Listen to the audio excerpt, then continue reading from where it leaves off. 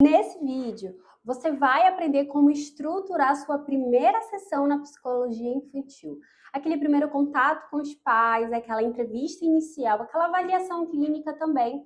E a partir daí, saber como você vai conduzir na psicoterapia infantil. Mas antes de continuar, já se inscreve no canal, porque toda semana eu ensino prática clínica infantil de verdade, com estratégia e um posicionamento profissional. Nada de infantilizar a psicologia infantil. Então se inscreve no canal para receber vídeos toda semana. Se você já saiu daquela sessão de nossa, eu poderia ter conduzido de uma outra forma, ou então os pais não gostaram de mim, esse vídeo, essa aula é para você. Então fica aqui comigo até o final, que eu vou te mostrar todo o processo e aqueles erros que muitas psicólogas cometem e que compromete todo o processo terapêutico, tanto com as crianças quanto com os pais. Por que a primeira sessão ela é tão importante e por que tem uma aula específica desse primeiro contato? Bom, o processo terapêutico, ele não é um detalhe. Essa primeira sessão com os pais, ela não é um detalhe, ela não é uma conversa. Ela é uma estratégia clínica. Então, lá, quando você também estudou na sua abordagem para compreender todo o processo terapêutico, o contato, a entrevista clínica, ela faz parte dessa estratégia, ela faz parte desse processo. Então, os pais, eles não conhecem profundamente o que acontece, como funciona e para que serve a psicoterapia infantil. Eles têm ali a ideia de que a psicoterapia infantil, ela vai ajudar nas emoções, ela vai ajudar no comportamento, e às vezes esses pais, eles vão atrás de cura e de mudança, que não é o caso. Então você precisa explicar corretamente nesse primeiro contato também sobre a psicoterapia infantil, tá? Se você não explica, eles vão criar expectativas próprias. Doutora, tia, fulana, porque eles têm um modo carinhoso de chamar e respeitoso também, mas eles vão chegar com você e vão dizer: eu quero que o meu filho pare de fazer birra, ou eu quero que ele seja curado de respectivo sintoma, comportamento. Então, essa expectativa, ela vai fazer com que eles continuem ou não na psicoterapia. Então, até você precisa alinhar os seus objetivos clínicos com eles. Então, no primeiro contato, nós vamos também compreender, fulana, qual é a sua expectativa para a psicoterapia do seu filho? O que você espera? O que você acredita que a psicoterapia vai mudar na vida dele? Essa expectativa desalinhada, ela vai trazer uma frustração que vai fazer com que os pais retirem a criança da psicoterapia. Então, não tive, eu não gostei, passou um dia, 2 semanas e não teve resultado. Mas qual era o resultado que os pais estavam esperando do filho, de você? Estavam alinhados com o que de fato você oferece? A expectativa está alinhada com a psicologia? Com o que a psicologia infantil oferece? Clareza aumenta a adesão do tratamento. Então, no primeiro contato, você não vai começar a fazer inúmeras perguntas sobre a história do paciente, vamos falar disso daqui a pouquinho, mas você vai trazer clareza, primeiramente, de como funciona, o que é a psicologia infantil, como é que você vai ajudar eles, no caso, na demanda deles, tá? Então, explicar esse processo, ele é fundamental, desde o primeiro contato até as devolutivas com esses pais. Você precisa estar sempre explicando, psicoeducando todo o processo. Então, o que os pais precisam entender sobre a psicoterapia infantil? Então, você vai de uma forma mais simples e leiga, tá? Nada de usar termos da psicologia para esses pais. A gente vai explicar de uma forma simples e objetiva. Então, eles precisam entender que a psicoterapia infantil, ela não é um reforço escolar, ela não é somente brincar. O brincar, ele é uma das intervenções, mas a psicoterapia infantil, ela não é só recreação. Isso nós precisamos deixar bem claro. Não é um espaço também de correção de comportamento imediato. Então, muitos pais vão chegar com você e vão dizer assim: Ingrid, o meu filho, ele está muito desobediente. Ou o meu filho tem medo de dormir sozinho. Trouxeram ele com você e no dia seguinte eles já querem que a criança não tenha mais medo. Então nós precisamos trazer isso para eles, que não é um espaço de correção imediata e não é um espaço para cura, tá? Bom, não é um lugar onde a criança também vai aprender a obedecer. Nós vamos, em muitos casos, vocês vão perceber que a criança ela vai sair até um pouco mais para frente, um pouco mais atrevida, né? Como os adultos chamam. Só que na verdade essa criança ela tá com mais limites, ela tá impondo respeito. Então, em muitos casos isso também vai acontecer. Bom, é um processo gradual de compreensão emocional, então é importante a gente trazer isso para os pais. E que esse vínculo com a criança leva um tempo, até com que ela consiga se sentir segura com você e para que você possa oferecer resultados também para ela. Então, essas mudanças comportamentais, elas são uma consequência desses processos internos.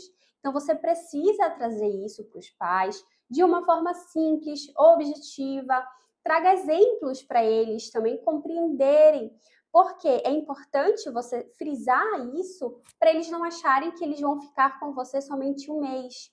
Então, nessa entrevista inicial, você já vai explicar todo o processo terapêutico. Nós não podemos também inclusive, você também não vai poder, de forma alguma, dizer assim: olha, fulana, 2 meses, uma duração de 3 meses. Não. Nós vamos explicar que tudo vai depender do vínculo, da abertura e da participação desses pais, para que o processo seja rápido ou não. A melhor forma de você ensinar isso aos pais é através do contrato terapêutico. O contrato terapêutico, ele não é só um papel aleatório que você vai dar para eles assinarem e depois você vai guardar. O contrato terapêutico, além de ser uma apresentação do seu trabalho, ele precisa conter todas essas informações.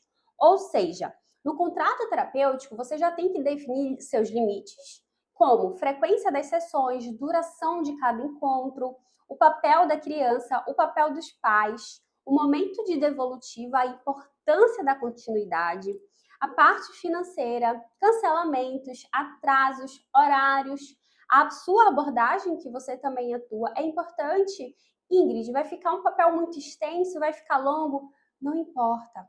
Apresente o seu trabalho de uma forma coerente, de uma forma certa e palpável, para que eles também entendam que a psicologia, ou melhor, né, o serviço de psicologia com você é um serviço sério, é um serviço ético. Inclusive, se você quiser colocar cláusulas no seu contrato terapêutico lá do código de ética e retirar sobre sigilo, fique à vontade. Quanto mais informações você trazer para esses pais, é melhor para o processo terapêutico, é melhor para você e também para o seu retorno financeiro.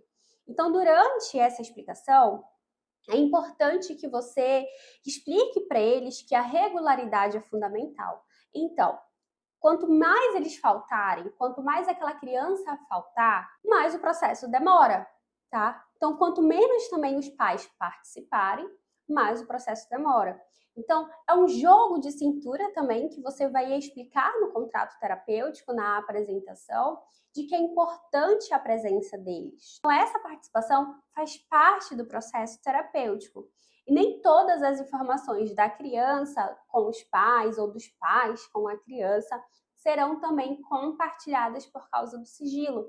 Então, se você também quiser, como eu mencionei agora, pega lá uma cláusula do código de ética e coloca também no contrato terapêutico. Olha quanto rico vai ficar a sua apresentação antes que os pais saiam e ficam dizendo: mas ela não me explicou, ela não disse que isso aconteceria, olha, a duração também ela não falou quanto tempo. Então, não deixe os pais saírem da sua entrevista inicial com objeções, com dúvidas, tá bom? Você também precisa explicar, como eu já mencionei, o que é o sigilo, como funciona o seu atendimento infantil. Então, vai ser de acordo com a sua abordagem, você vai explicar. Nesse modelo que eu estou disponibilizando, eu faço uma descrição da minha abordagem, da TCC, dos horários, dos limites éticos também. Então você pode copiar e só reformular para a sua abordagem. É importante você também frisar quais são as situações de risco que existem em intervenção imediata,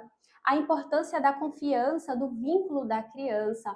Então, em muitos casos, alguns pais pedem que você minta para as crianças, que você minta para os adolescentes. E é importante que você confronte esses pais dizendo que em nenhum momento você admite a mentira. Até porque senão seu paciente, ele nunca vai confiar em você e o seu trabalho vai ser por água abaixo. De extrema importância que você não prometa cura, não prometa mudanças de comportamento imediato, tá? Não utilize linguagem excessivamente psicologuês, nem a linguagem técnica. Os pais precisam entender o que você está dizendo. Então, traga exemplos do dia a dia, do cotidiano deles. Não prometa resultados rápidos. Não minimize também a queixa dos pais. Eu citar para vocês que os pais estão procurando uma psicóloga, eles levaram um filho na psicoterapia, então é porque eles estão buscando ajuda.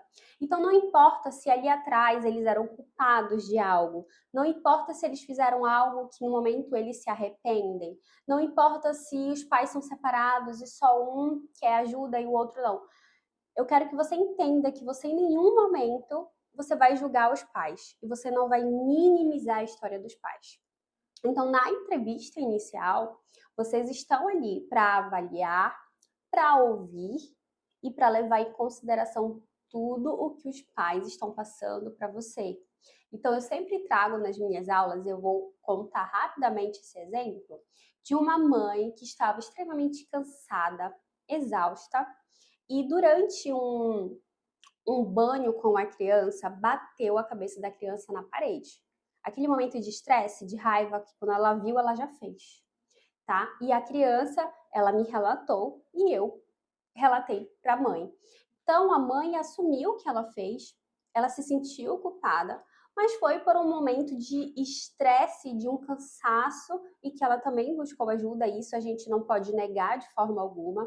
Mas o que eu quero trazer para vocês com esse exemplo é de que os pais estão buscando ajuda. Então, você é essa ponte, essa conexão de uma esperança, de um comportamento melhor, de um alívio para essa família. Então, não minimize a queixa dos pais, o que os pais fizeram. Então, não explique de forma vaga ou superficial, justamente pelo que eles estão falando, por aquele sofrimento.